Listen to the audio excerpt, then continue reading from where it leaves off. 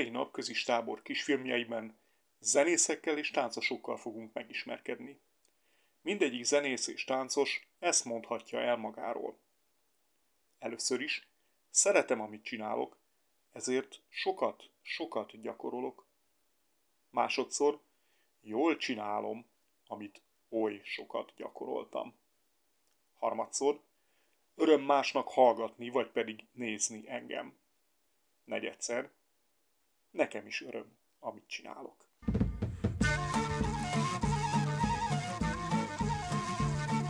A következő filmet akkor készítették, amikor én 1 éves voltam. Egy táncot filmeztek le. Nagyecseden készült a film egy alföldi városban. Az itt élő cigányok a város szélén éltek. A kutatók felfedezték, hogy nagyon szépen táncolnak, hogy ők maguk énekelnek hozzá, még hangszer se kell nekik, hogy mindenki be tud állni. Micsoda szép emberek, milyen gyönyörűen járják a táncot.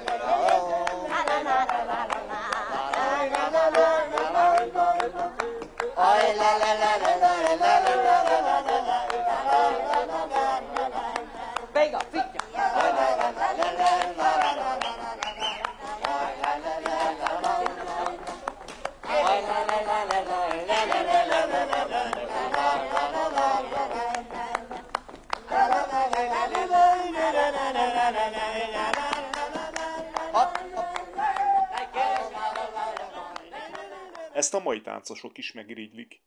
Nézzétek meg, valaki a régi film alapján az egész táncot megtanulta pontosan, úgy, ahogyan régen járták. 2 ilyen filmet nézzünk meg végig.